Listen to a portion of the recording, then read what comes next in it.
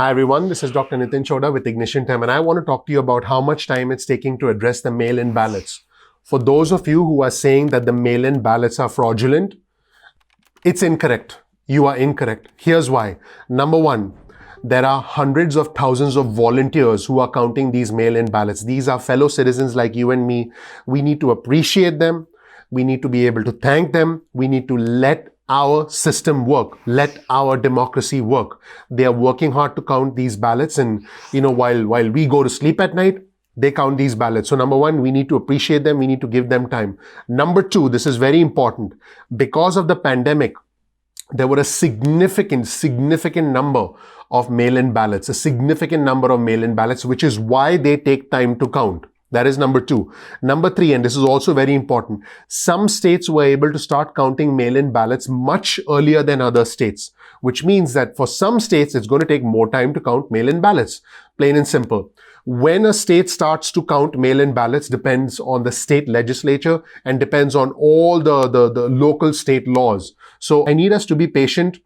For the 1% of my audience who are freaking out, who are thinking that there's some sort of a conspiracy to count mail-in ballots, you are incorrect. Mail-in ballots are legitimate votes.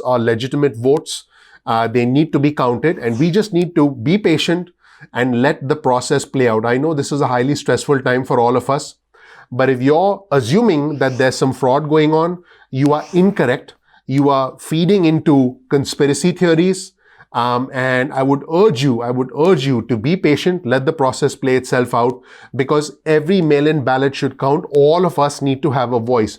Once again, there are three reasons this is happening. Number one, there are human beings involved in opening the envelopes, looking at the vote, making sure it's okay, then scanning it. There's a chain of custody for every ballot. Every ballot is secure. Every ballot needs to be counted. Number two, let's be 100% clear about this. Because of the pandemic, there are tens of millions of mail-in ballots that were not anticipated. And number three, some states simply because of local state laws are going to take more time to count the ballots, which is why it's taking that long. That's it. There is no conspiracy.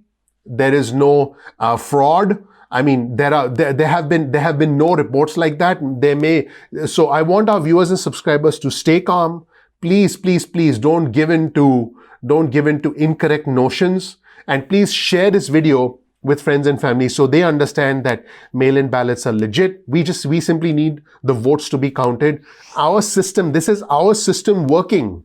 This is the beauty of our democracy working.